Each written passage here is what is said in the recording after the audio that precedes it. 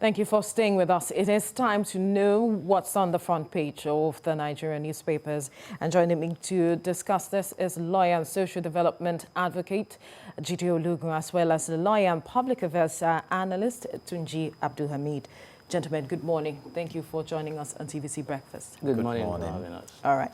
Let's head straight to the papers now, and I begin with The Nation. States divided over plan to review school resumption. Private school owners meet today. January the 18th, yet to be evaluated. You find that story on the front page of The Nation newspaper. And now we move to the front page of the Daily Trust. Despite COVID-19 emergency, federal government budgets 5.8 billion naira for vaccine institutes. Why we can't develop vaccine, experts. Lebanon, Iraq, others making effort. 103 million Nigerians to get free jab official. All right, you find that story on the front page of the Daily Trust. To the Vanguard now, we are working on type, quantity of COVID-19 vaccines. Federal government, how African countries are preparing for vaccine rollout. Owners of dormant accounts, unclaimed dividends have nothing to fear. Debt service gulps 3.3 trillion naira, 4.691 trillion naira lost to tax waivers, no more fuel subsidy. The federal government back research on using river blindness drug to treat COVID-19. To the front page of the Guardian newspaper now, awaiting CBN's foreign exchange rate unification, normalized rates to boost transactions, says LCCI boss. Rewani warns against exchange rate fixing. Political consideration intrigues thwart Apex Bank's effort. On the front page of the Daily Sun now, Buhari approves posting of new ambassadors. Sanu Nasu threatened to shut down Aso Rock. Ground varsities with protests. And on the front page of this day newspaper, no provision yet for COVID-19 vaccine in 2021 budget, says Finance Minister. Finance Act exempts 30,000 naira minimum wage earners from income tax. New law extends Procurement Act to National Assembly Judiciary. And the front page of the Punch newspaper now, 40 billion naira allowance, ASU defense sharing formula, varsity workers begin protests. Non-academic staff threaten strike, say 75% for ASU will breed corruption. We have an understanding with federal government, fight for your rights. Two lecturers tell unions. And to the front page of the News Direct now, APC membership registration, Governors Bello Abiodun head committee vow to triple membership base. And on the front page of the Business Day, Nigerian airlines buy planes in anticipation of rebound despite low passenger traffic. On the front page of the Blueprint, COVID-19 spike, anxiety over schools resumption. To the front page of the Daily Times now, federal government unfolds vaccines, fuel subsidies, strategies, others. On the front page of the Daily Independent, forces in outside Nigeria frustrating PIB. Lawan says investors threatened living over PSC's amendment, vows National Assembly will tackle PIB this year. To the front page of the Leadership newspaper, planned violence, security operatives on red alert against plotters. You find the story on the front page of the Leadership newspaper. The national economy now, Nigeria spent 4.54 trillion naira on debt servicing in 6 years. And finally, on the front page of the Nigerian Tribune, Nigerian scientists brief federal government on possible COVID-19 drug.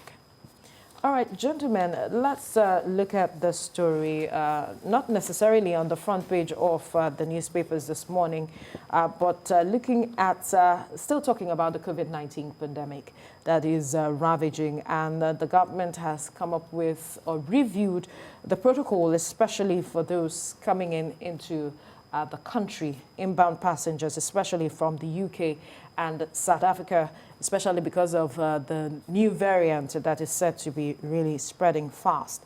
And when you look critically at this protocol, it says that The passengers coming in would need pre-departure permit to fly, documentary evidence of a PCR test 4 days before boarding, and then on arrival, proceed on a 7-day quarantine. Only individuals that have tested negative for COVID-19 after the 7-day self-isolation will be allowed to exit self-isolation. And then there would also be a dedicated register for travelers arriving from the United Kingdom and South Africa that will be opened to have their data so as to know how to track or trace when it's necessary. But I'd like to get your reaction, especially when you look at the protocol we put in place during the first wave, when we reopened the airspace. Did that achieve the result? And are you confident that with this review, we'll be able to get that result that we seek? I'll start with you, Jide Olugu. If we are sincere about the implementation, we get a good result out of it. You may get the prerequisite documents and clearance from the country of departure, but on arrival, what do we have in place to ensure that if you have to quarantine yourself, you effectively do that? And again, from experience, you need to ensure that the travelers are properly documented. Do they give their real names, their addresses, and what do we have to trace them? And if they need to get any clearance in Nigeria, are we sure that it won't be the story of getting fake clearance? Like recently, some came out with allegations that some were even buying the COVID test results just to facilitate traveling. But I quite commend what the government did recently by trying to put some of the defaulters on hot alert. And we need to get serious about the inflow of people, particularly when Nigeria has graduated to becoming the second most affected country in Africa. Yes. And it's good to have identified South Africa and the UK. In fact, UK is really going through a tough time with this second wave of COVID-19 because given the structure we have on ground, in fact, the government has admitted also that we may not have sufficient and effective facility to engage a pandemic because we thank God we still don't have a pandemic, but it's spreading at an alarming rate, even in Nigeria. And if you look back in the last few weeks, we've lost some prominent Nigerians to COVID-19, the fresh variant. So a wise man said, it never hurts to be prepared. But like I started, we need to be sincere about whatever needs to be done to ensure that we don't turn Nigeria to a platform of COVID-19 pandemic. And that's what I'd like for you to address, Tunji Abdulhamid, the sincerity. We put measures in place, but that sincerity seems to always get missing when the time arises. I wonder how much of a challenge you see that posing this time around for us to achieve the desired result. Yeah, I think we always have good policies and programs, but like you said, the implementation and the sincerity of purpose or of implementing that policy are usually our problems. You see, we have these guidelines in the first COVID, what's it called? The first COVID yes, era. The first wave. Yeah, the first wave. And then I was not sure whether or not we were able to implement the protocols because of a lack of facility and preparation, adequate preparation.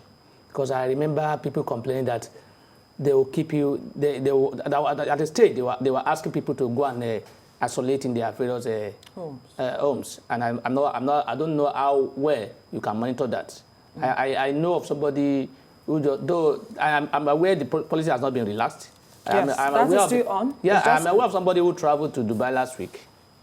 He came back on Saturday. He's back. He was in the office on Monday. Really? Yeah. Because most times what they do at the airport, once they are sure that you have done your, COVID test at the point of departure, 4 days before you departed, they will only ask you for money at the airport, and that's all. Pay for COVID test.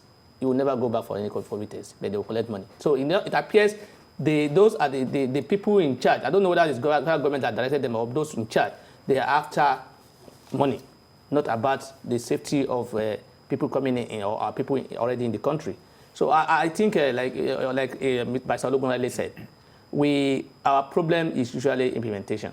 If you have the right mind, if you have the desire, if you have the will to implement it. But sometimes we are not able to implement, not because they don't want to implement sometimes, but because they did not put in place proper thing that will allow them even implement.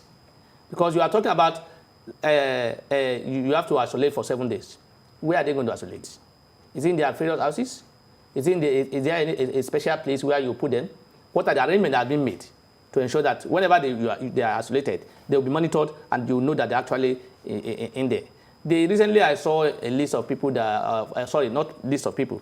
They are, what's it called, passport numbers that they will be banned from traveling or whatever. Yes. I was thinking if government wants to seriously do that, they should have named them so that people would know these are the people. Would that serve as a deterrent? So that the name and shame. So that they should know that these are the people who are floating the law. I am very sure most of them are powerful people.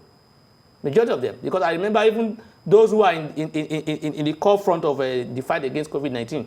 Also, some of them are breaching the protocols. I remember when they want to bury the late chief of staff. Some of them are there. And I remember during the COVID, where we are still, the COVID guidelines are still on, our first lady traveled abroad. We were told it was for medical. And at that time, I was aware that there was travel ban. So these are the issues why we are not able to implement insincerity and injustice in the implementation of our inequality in implementation of our policies. And some will say perhaps that leadership, the government taking that role, leadership from the front, ensuring that it is that example, that is also hampering, like he has pointed out, the process. And people perhaps believing this, that COVID-19 exists, which is a lot of challenge, posing a challenge to all of the measures being put in place by government. But you mentioned something that I'd like for you to touch on again, which is the government coming out to say that it is aware that there are persons who are engaged in these sharp practices. And there are questions have arisen as to why are you not going for these people, ensuring they are prosecuted, so they serve as example to others and perhaps a deterrent as well. I believe it's a breach of constitutional mandate. If you consider Section 15, subsection 5 of the Nigerian Constitution 1999 as amended, it says that the state shall abolish corruption and abuse of office. So if you have been mandated to carry out a test and you collect money and give out fake results, or you engage, because it's not done in isolation. Right. It's either some of the legitimate officials are involved, then I think that is corruption. And the government agencies and ministries should have the facility to go after them. But it's the same experience we have in other areas of our national life. For example, there are reports that the national identity card number registration going on, that some officials collect up to 5,000 naira just to facilitate, and they keep some waiting from 4:30 who have been waiting from 4:30 a.m. unattended till around 5 p.m. and things. So we need to check our system. And on the other side, for example, if you travel to Canada, it's not business. If you must be isolated, you get isolated, you are monitored. So why can't we replicate the same in the country? So there is a lot to be done on the part of leadership. But unfortunately, some who are entrusted with this mandate are compromising. I have given a report publicly, and I'm echoing it now. For example, if you are driving into Lagos from Oyo State, there's a point called OPIC, the Long Bridge. Please, great Nigerians, police, you can go there from as early as even 7 in the morning or 6. You see policemen with their bags waiting to escort vehicles into Lagos, trucks. So the big question is that the official post? A lot of things happen. What is my experience when I need to relate with the immigration, when I need to relate with the customs? What's going on at the ports? So these are issues we must work out. If not, if you leave that gap, people will leverage on it. Because those who don't want to comply are always seeking for avenues. So if you now aid them, and it will affect every other person. So we need to be strict. We need to go back to the promise to fight corruption. And like I said, it's a constitutional mandate that the state should abolish corruption and abuse of office. So if you are not there to serve the interest of the nation, why are you there at all? So, and that is my position. In project management, you monitor the value chain. So if the government has given instruction, follow through. The Apapa congestion, the traffic congestion, a federal government sent a task force, no result. A state government will send. So what are the things going on? And we hear reports of people extorting money and things. So we need to sort some things out to begin to have effective governance system. All right, let's quickly touch on, look at the story on the front page of this day, saying that no provision yet for COVID-19 vaccines in the 2021 budget. That's the finance minister speaking there. During the briefing of the PTF recently, it was expressed that Nigeria cannot produce its own vaccine at this point. And then we have been talking about every country is jostling for a vaccine. And we're set to receive perhaps towards the end of this month, January, vaccines. But stemming from what the statement made by the finance minister, it says no provision yet in the 2021 budget. So what really does this say about the vaccines that we have been talking about that we would be receiving perhaps sometimes this month, January? Because that is where the hopes of a lot of Nigerians, if I may use that word, lies. Hope of all Nigerians. A majority of Nigerians. How many vaccines are we expecting? Well, how many are we? We are told we are 200, over 200 million. We were told what we are expecting is not up to 100,000 or so. And that will cater for about 50,000 people or so. If they I'm are still correct. Nigerians. And we are also being told 50,000 is nothing out of 200 million. It's like just a drop in the ocean. So you see, other people are planning. Then we just rely on it will happen. People have been planning on how this vaccine will come out. They've made payment. We have not even budgeted for it. Where the money will come from now, they don't even know. They've not even where it come from. Budget for it alone. I've not even been done. The 2020 budget, 21 budget, appropriation bill, yes, when it was submitted, COVID was already around at that time. Yeah. Why was it not considered? It shows that sometimes we are not serious in this country. We just want to do things and expect miracle will happen. And that's why people are also seeing, some people see it as this may not be true. Because the way this is being handled by people in charge shows that as if nothing is serious. They are just making it like it's serious. COVID is real. That is the truth. COVID is real. But the fact that people are making it look like they are not serious is what is making some people thinking so we're not budgeting for it. It's a reflection of our approach towards tackling it. That is the way we do. That's what we are. We don't plan and we expect results. We will have competition, for example, in football. Every other country will have been preparing for 4 years. We will gather our people within 2 months or 3 months, and we will expect to bring in the cup. You see, we don't. If you don't plan, you plan to fail. I tell you, all these things we are talking about, planning or whatever, the lack of planning, this and that, we will still come back in 5 years and see talk about the same thing that we have not been doing. We are talking about insecurity in the country. We are talking about lack of personnel. Are we recruiting? We are not. Where would they come from? Where would the personnel come from? Are we planning of how? Is there any plan in the budget as to the number of people that will be recruited into the security agency this year? I'm not aware. All right. So these are the issues. We don't plan and you expect results. There's no way you get it.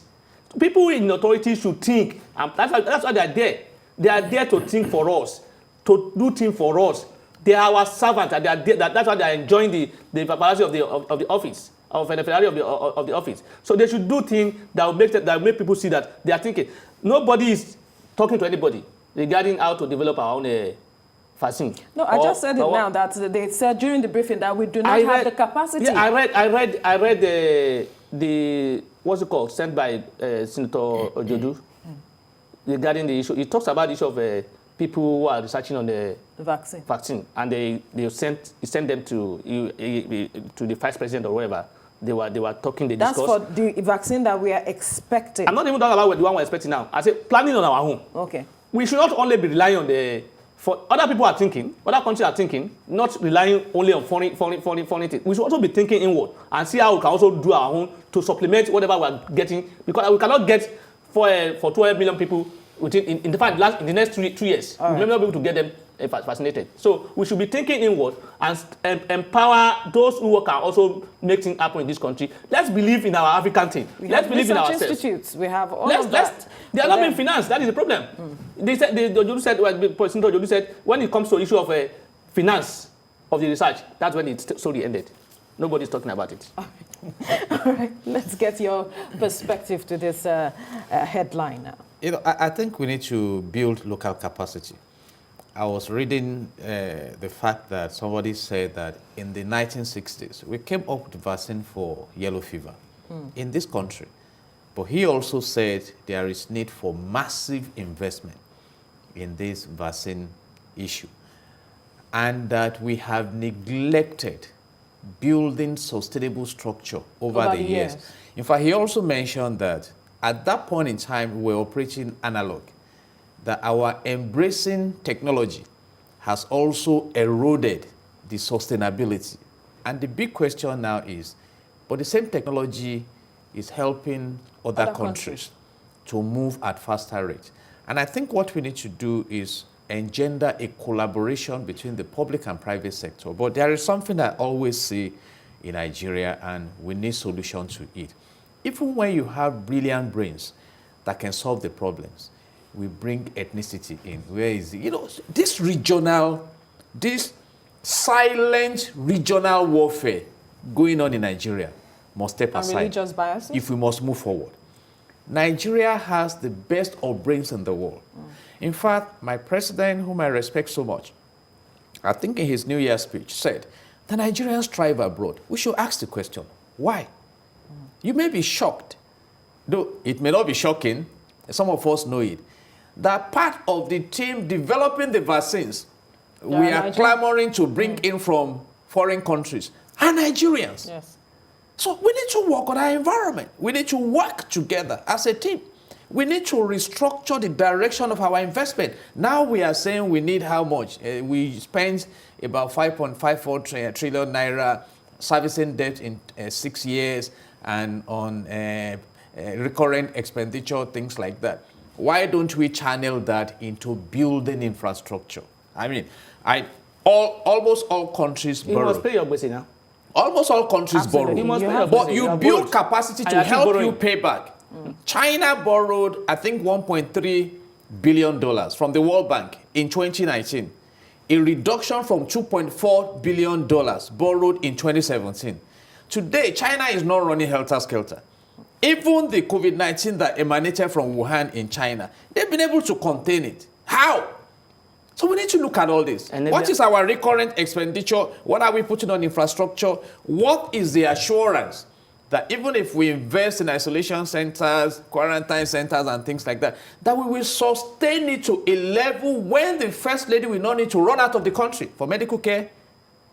You see, we should be talking about sustainability. When the president will also not run out of the country for medical care for months. What? When the president will also not run out of the country for medical care. By the special grace of God, my president has not in recent times needed to go. But we are saying, you see, I know there was a time foreigners are flown to Nigeria for Medicare. Absolutely. In the glorious days of UCH. Yes. We need to come back to that era. We have foreign lecturers. And some of the brilliant brains that have migrated out of country, they are yearning to return home. Can we build the environment? But like I said, and please let it be noted, and I do not stand to be corrected, we need to sort out our point of unity. I think we are operating an adversarial unity where we don't even trust each other to say, okay, if not, why should we have 4 refineries and they are not functioning? Right. I mean, I'm not in support of that. The solutions for Nigerian problems are within Nigeria. And our leaders are quick to tell us some foreign people are trying to frustrate us. I think it's only a foolish person that will say some external elements are trying to, if you have the strong will to excel in life. Language, please. No. That is personal. Yes. I cannot call it that. Right. I think it's a foolish person, and this is personal now, that will be blaming external forces for not achieving said goals. And I think it's natural. You see, so we need to embrace the concept of leveraging on the internal power of resources that we have. Right. I've asked this question, can we surrender Nigeria to Canada for 2 years, surrender Canada to Nigeria for 6 months, It will be the and we other do side. what is called governance exchange? So Nigeria is the most blessed country in the world. What we need to do is look back inwards and develop this capacity. Crude oil speaks no language. It's for all Nigerians. Let's develop the capacity. All right. Let's generate employment. Let's generate revenue. All right. And we stop all these borrowings. And Right, how so do we even if- spend if, the borrowings? If you give Nigerian to Canada and Canada to Nigeria, and we still have the same set of people in Nigeria, we are going to still remain the way we are, or even worse. And Canada will what change. I mean, surrender, let me tell He you, said government exchange. it's not the kind of rail system that the Chinese will build for Nigeria, that the Chinese will build for Rwanda. All right. What I'm saying is, if you think it is impossible to develop Nigeria,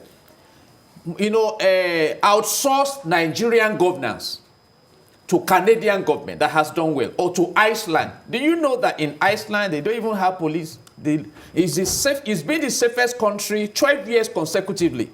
How are they achieving that?